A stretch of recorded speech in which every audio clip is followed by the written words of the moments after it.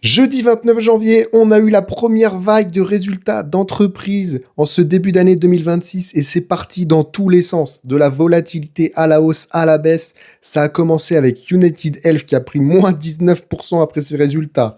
Ensuite, on a eu LVMH, la française, qui a fait un pic à moins 8% parce que les résultats sont moyens, malgré un retour espéré de la croissance en Chine de 1%. Très léger, ça suffit pas pour faire monter le titre. On a eu quand même ASML en Europe qui a fait une hausse à l'ouverture de 5% après des très bons résultats et des très bonnes prévisions surtout. Mais l'ouverture US l'a fait retomber à moins 2% pour finir la journée d'hier. Ce matin, elle remonte, je crois, de 2-3%. Donc bon, ça récupère la baisse d'hier.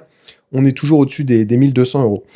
On a eu ce matin SAP, des bons résultats, mais le cloud qui déçoit. Et du coup, sanction directe, moins 10% sur le titre. Elle arrive sur la zone des 170 euros, je crois.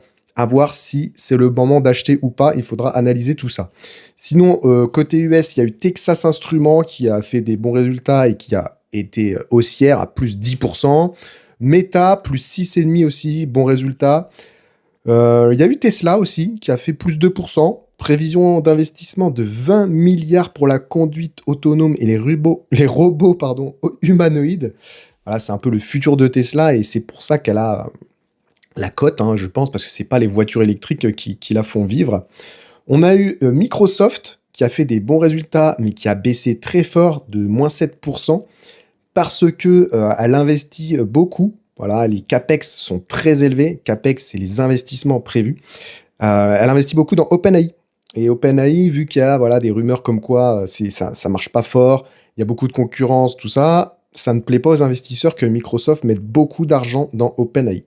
Sinon, on a la coréenne SK Hynix qui a explosé sa croissance et ses bénéfices, qui fait plus 5% après ses résultats. Voilà un petit peu pour le tour d'horizon.